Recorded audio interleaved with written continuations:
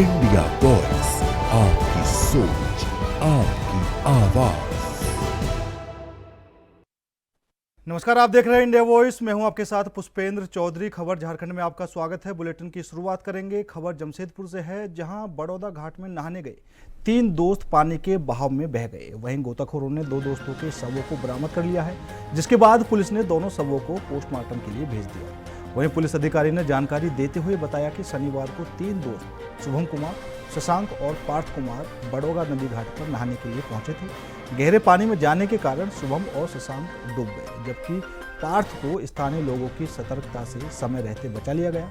सूचना मिलते ही बागबेड़ा पुलिस मौके पर पहुंची और एनडीआरएफ की टीम को तलाशी अभियान के लिए बुलाया गया। शनिवार शाम से ही तलाशी अभियान लगातार जारी रहा, जो रविवार सुबह उस समय सफल हुआ जब स्थानीय गोताखोरों की मदद से दोनों शवों को पानी से बाहर निकाला गया।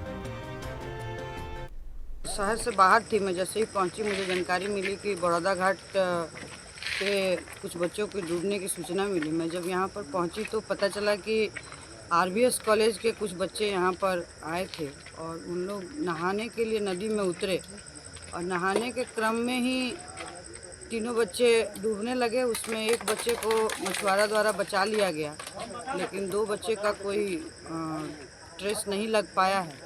हम लोगों ने कोशिश की, डीडीसी सर से भी बात किया, एसडीओ मैडम से भी बात हुई, बट रात के चलते कोई गोताखोर लोग तैयार नहीं हो पा रहे हैं। सुबह से ही हम लोग जैसे ही सूर्योदय होगा वैसे गोताखोर की व्यवस्था की गई है। उन लोग बच्चों को ढूंढने का प्रयास करेंगे। बड़ा ही दुखद समाचार है। ये बच्चे आरबीएस कॉलेज के 6ठे सेमेस्टर के बच्चे थे। उम्र लगभग कितनी होती होगी तीनों की? तीनों अब ग्रेजुएशन के तीसरे साल के हैं, तो 20 साल के करीब में होंगे बच्चे। और इंटर्नशिप इन लोगों का शायद चल रहा था। जो बैग मिला है वो आरबीएस कॉलेज का बैग मिला है। उनके आईडी कार्ड से ये जानकारी हुई है कि वो आरबीएस कॉलेज के बच्चे हैं, जिसमें एक बच्चा जो बच गया वो हमारे बागबेड़ा का बच्चा था, रिश्तेदार के यहाँ रह के पढ़ाई करता है। दूसरा बच्चा कदमा का होने का सूचना मिला है, एक शशांक नाम का बच्चा, और एक शुभम नाम का जो बच्चा है वो मानगो में अपने किसी रिश्तेदार के यहाँ रहता है, जो पलामू का शायद रहने वाला है। खबर जमशेदपुर से है, जहां बीती रात मॉल के पास 2 गुटों में हुई फायरिंग का पुलिस ने खुलासा किया है। वहीं पुलिस ने 2 युवकों को भी गिरफ्तार किया है। पुलिस ने दोनों युवकों के पास से एक गाड़ी, एक पिस्तौल और जिंदा कारतूस बरामद किए हैं। एसपी सिटी कुमार शिवाशीष ने जानकारी देते हुए बताया कि मामला संज्ञान में आने के बाद सिटी डीएसपी सुनील कुमार चौधरी के नेतृत्व में एक टीम का गठन किया गया। टीम ने गुप्त सूचना के आधार पर दोनों युवकों को गिरफ्तार किया है। पैसों के लेन देन का ये पूरा मामला था। 31 मई 2025 को रात में B2 मॉल के सामने साक्षी थाना क्षेत्र अंतर्गत एक फायरिंग की घटना हुई थी, जिसमें 2 गुटों में आपस में लड़ाई हुई थी और उसमें एक फायरिंग की गई थी। हालांकि फॉर्चुनेटली उसमें किसी के हताहत होने की खबर नहीं आई थी, बट इस मामले को सीरियसली लेते हुए हमने एक विशेष टीम का गठन किया था, जिसको lead DSP city Sunil Chaudhary कर रहे थे। एंड उसमें साक्षी थाना प्रभारी आनंद मिश्रा ने भी बहुत महत्वपूर्ण भूमिका निभाई थी। इसमें हमें गुप्त सूचना मिली कि स्वर्णरेखा लिंक रोड पे on the 9th of 6th and 7th जून एक स्कॉर्पियो जा रही है, जिसमें 2 लोग ऐसे हैं जो इस घटना से रिलेटेड है। उनके पास हथियार भी मिल सकता है। तो हमने चेकिंग लगाई और फिर जब हमने स्कॉर्पियो को अच्छे से सर्च किया इन दोनों लड़कों के साथ, जिनका नाम था आरिफ अली जो कि मानगो का रहने वाला है, और आलमगीर खान ये भी मानगो का रहने वाला है। तो डैशबोर्ड में हमें एक हथियार मिला, एक देसी पिस्टल मिला, जिसमें 2 जिंदा गोली लोडेड थी। इनसे जब बाद में पूछताछ की गई तो इनके द्वारा स्वीकार किया गया कि कुछ बकाया पैसों के कारण 2 यहाँ पे ग्रुप्स बन गए थे, जिसमें एक को लीड कर रहा था दानिश और दूसरे को लीड कर रहा था नदीम। इन दोनों में बकाया पैसों के कारण लड़ाई झगड़ा हुआ था और उसी लड़ाई झगड़ा के में फायरिंग की घटना पर इल्ज़ाम जान पड़ा। क्या चीज़ का बकाया था? ये बकाया पैसा जो अभी हम लोग इन्वेस्टिगेट कर पा रहे हैं, ये किसी कॉर्पोरेट अकाउंट से रिलेटेड है, बट इसका इन्वेस्टिगेशन बेटर हो पाएगा जब हम लोग इंटरोगेशन इनका पुलिस कस्टडी में लेके करेंगे। रंगदारी वाला पैसा? रंगदारी का पैसा। सर फायरिंग किसने की थी इसमें? फायरिंग इसमें हम लोग एक बार सीसीटीवी से जांच कर लेंगे और थोड़ा क्लैरिटी ला देंगे। हमें जैसा लगता है कि इसमें काफ़ी सारे लड़के एक साथ इन्वॉल्व थे, तो उस दिन थैंकफुली ऐसी कोई घटना हो नहीं पाई। और दूसरा, क्योंकि पुलिस ने फिर त्वरित कार्रवाई कर दी, तो फिर ये गैंग्स को भिड़ने का मौका नहीं मिला और एक मतलब बहुत ज़्यादा बड़ा इंसिडेंट नहीं हुआ। बट इसमें हम लोग और इन्वेस्टिगेशन करेंगे, सीसीटीवी की जांच की जा रही है, तो हम लोग पिन पॉइंट कर पाएंगे कि फायरिंग में। खबर जमशेदपुर से है, जहां एक सप्ताह पहले स्वर्ण महासंघ फाउंडेशन का निर्माण किया गया। इस फेडरेशन का निर्माण का उद्देश्य स्वर्ण समाज को राजनीतिक और सामाजिक न्याय दिलाना है। स्वर्ण समाज के लोगों का मानना है कि देश हित के लिए हर वक्त अपनी कुर्बानी देने वाला स्वर्ण समाज अब राजनीतिक और सामाजिक स्थिति में काफी कमजोर हो चुका है। क्योंकि आप सभी पत्रकारिता से जुड़े हुए हैं और शायद आज हमें लगता है कि आप सभी से मुझे प्रश्न पूछना चाहिए कि ये जो चेहरे पीछे बैठे हैं हम कौन हैं। राष्ट्रीय परिप्रेक्ष्य में जो सवर्ण लोग हैं आखिर हैं कौन इस देश में, ये सबसे बड़ा प्रश्न है। क्योंकि किसी भी लोकतांत्रिक देश में जहां सत्ता वोट से चुनी जाती है, लोगों के मत से चुनी जाती है, एक अधिकार होता है और इस अधिकार के तहत हम अपने कर्तव्यों का भी निर्वहन करते हैं। लेकिन दुर्भाग्य है कि 1947 में आज़ादी के बाद से सवर्ण समाज सिर्फ अपने कर्तव्यों का निर्वहन करते आया। निर्वहन करते करते आज उस चौराहे पर खड़ा है जहां उसके अस्तित्व को संकट है। लोकतांत्रिक प्रक्रिया में सबसे महत्वपूर्ण होता है पार्टीगत हिस्सेदारी। पार्टीगत हिस्सेदारी क्या होता है? संस्थागत हिस्सेदारी।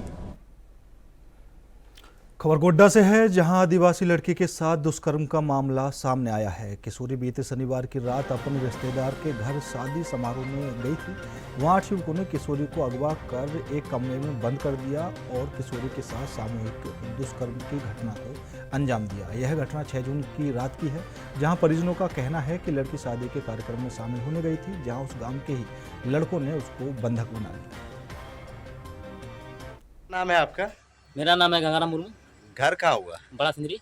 आज थाना आए हैं, बहन को लेकर क्या मैटर है? वो रेप केस का। रेप केस का? हाँ। कैसे हुआ घटना?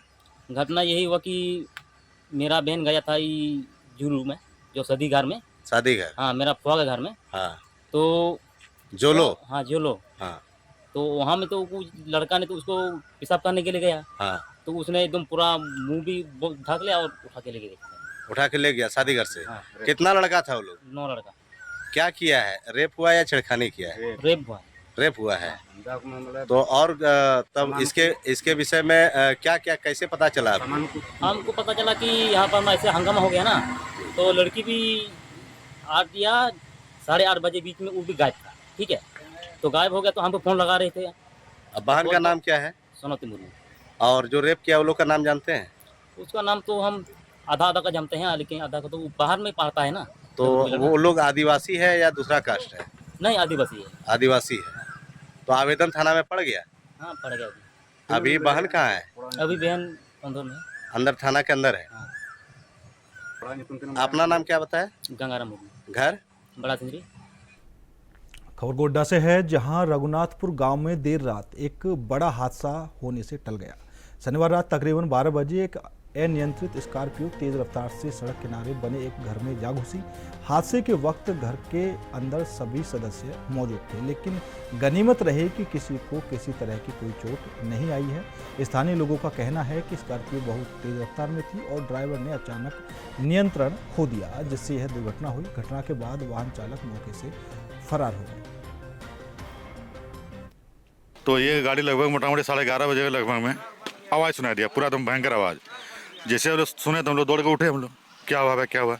देखते हैं गाड़ी घुसा हुआ है और एक बेचारा मेरा बड़का वो जो है सोए हुए थे, बुढ़ा ऐसे भी बीमार से वो ग्रस्त थे, वो तो बाल बच गए। देख ही रहे हैं कि कितना बड़ा घंटर हुआ, चौकियों की सब तोड़ के बराबर कर दिया है।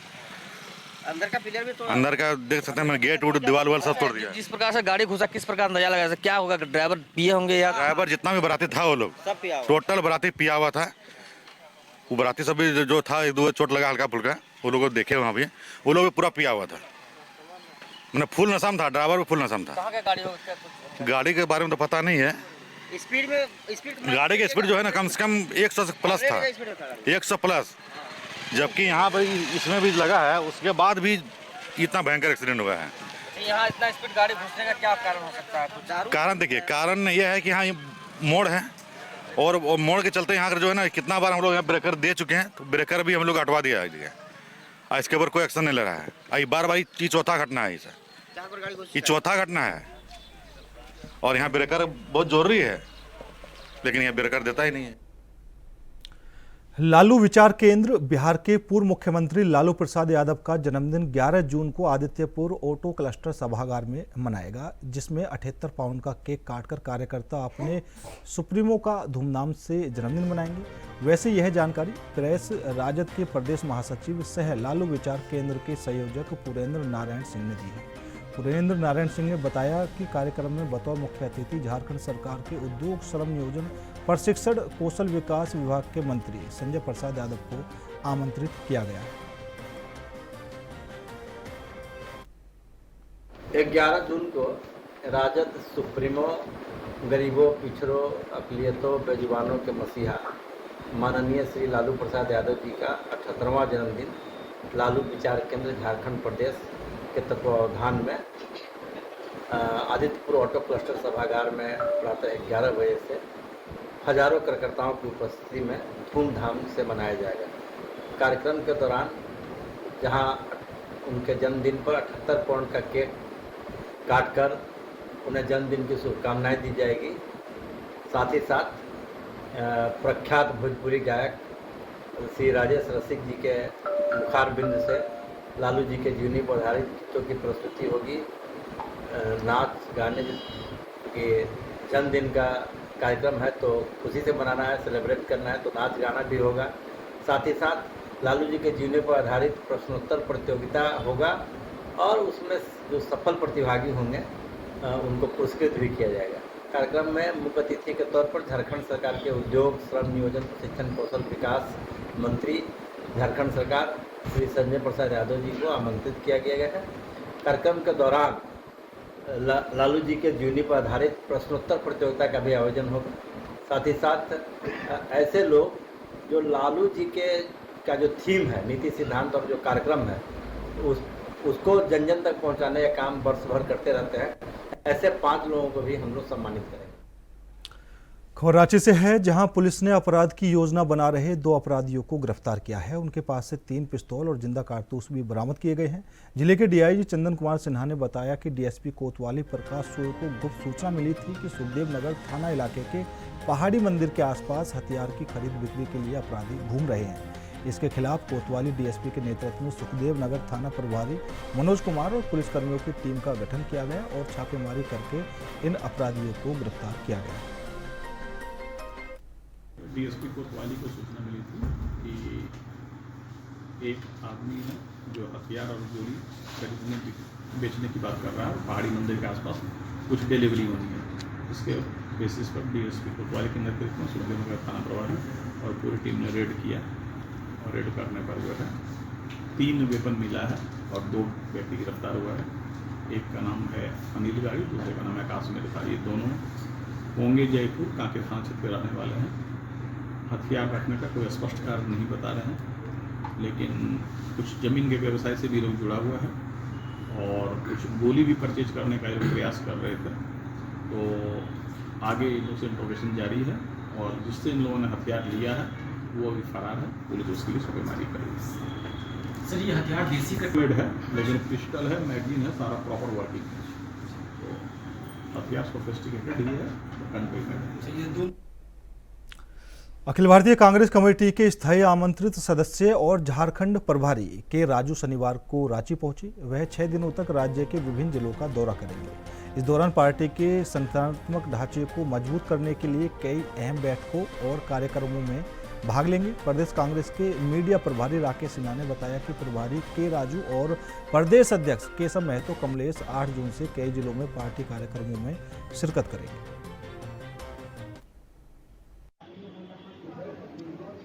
वे सिमडेगा में सिमडेगा के जिला अध्यक्ष, पर्यवेक्षक, मंडल प्रखंड अध्यक्ष, प्रखंड पर्यवेक्षक, मंडल अध्यक्ष और शहरी निकाय क्षेत्र के पर्यवेक्षकों के साथ बैठक करेंगे। फिर वे चाईबासा जाएंगे। चाईबासा में हमारे ट्राइबल जो लीडर्स हैं, मुंडा, मानकी उन लोगों के साथ में फिर पेशा कानून के संबंध में विचार विमर्श करेंगे। दूसरे दिन रामगढ़ में हमारे जिला अध्यक्ष, जिला पर्यवेक्षक, प्रखंड अध्यक्ष, प्रखंड पर्यवेक्षक और मंडल अध्यक्षों के साथ बैठक करने के उपरांत 3 बजे बोकारो में संविधान बचाओ रैली को संबोधित करेंगे। 11 तारीख को रांची में पेशा पर कार्यशाला होगी, ट्राइबल लीडर्स के साथ और सीनियर कांग्रेस जनों के साथ। फिर शेड्यूल कास्ट के नेताओं के साथ विचार विमर्श करेंगे। 10 तारीख को हमारा लातेहार में जिला अध्यक्ष, जिला पर्यवेक्षक, प्रखंड अध्यक्ष, प्रखंड पर्यवेक्षक, मंडल अध्यक्षों के साथ बैठक करेंगे।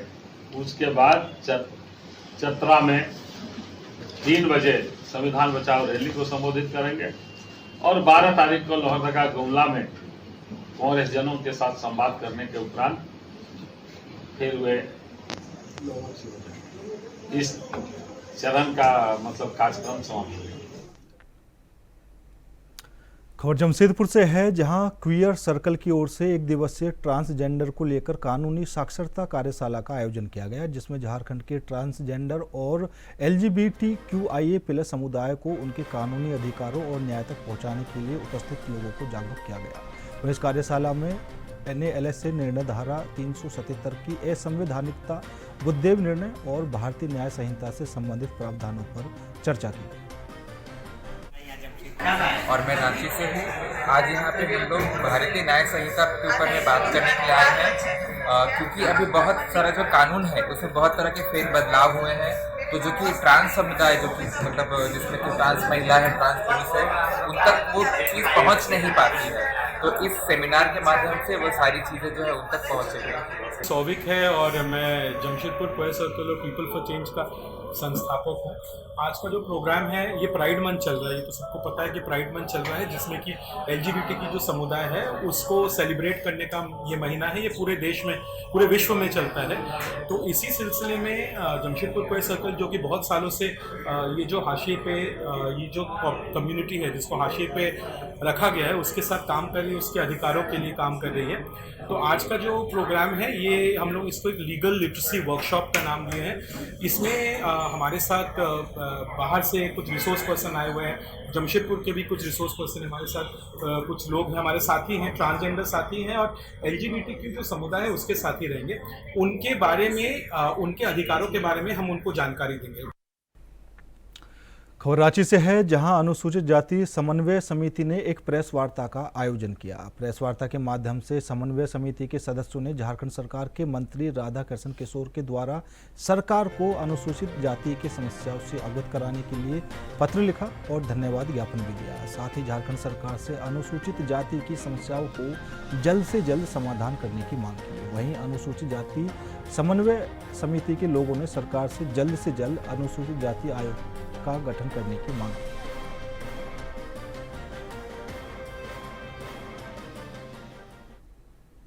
आपको याद होगा कि अनुसूचित जाति आयोग लास्ट जो आए थे सुधारी राम यहाँ राज्य में थे, वो भी एकमात्र अध्यक्ष थे। उनके साथ कोई भी सदस्य नहीं थे। उनके निकलने के, उनके कार्यकाल खत्म होने के उपरांत यहाँ पर किसी भी प्रकार का आयोग में गठन नहीं किया गया। अब आप इस चीज़ को समझिए ऐसे, अभी जैसे फॉर एग्जांपल मैं अभी बगल में बोलना चाहूँगा, अभी 2 दिन पहले रैंक का विवाद हुआ। जब मामला सरकार तक नहीं पहुँचा, सरकार उसमें नहीं ली, तो वो लोग कहाँ गए? वो लोग अपने आयोग में गए, आयोग के पास अपनी विनती को रखें। हमारे पास ऐसा कोई ऑप्शन नहीं है। हम अपनी बातों को कहाँ रखेंगे जब सरकार हमारी बात नहीं सुनेगी, हमारे लोगों की बात नहीं सुनेगी, जब प्रशासन हमारी बात नहीं सुनेगी? तो आयोग संविधान ने क्यों बनाया? आयोग संविधान में इसलिए बनाया गया क्योंकि जब प्रशासन आपके खिलाफ हो तो आयोग आपके संवैधानिक मूल्यों की रक्षा के लिए होगी। लेकिन वो आयोग आज 5 वर्षों से खाली है। उस आयोग के लिए हम लोग कई बार हम लोगों ने सरकार को ज्ञापन दिया, कई बार सरकार को हम लोगों ने कहा, लेकिन आयोग के बारे में किसी प्रकार की कोई बातें नहीं हुई। आपको ज्ञात होगा टोटल पॉपुलेशन का 50 लाख की संख्या अनुसूचित जाति की है।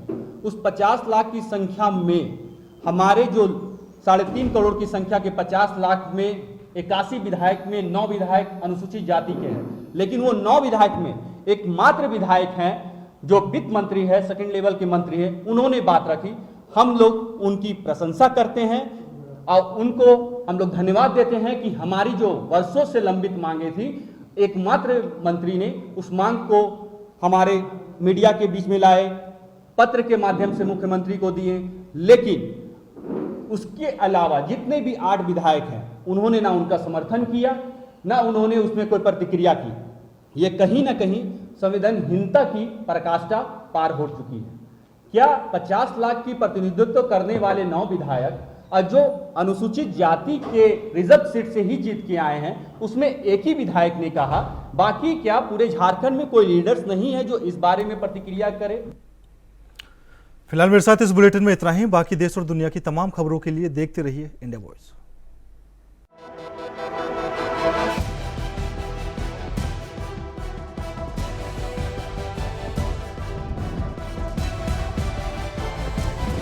इंडिया वॉइस, आपकी सोच, आपकी आवाज।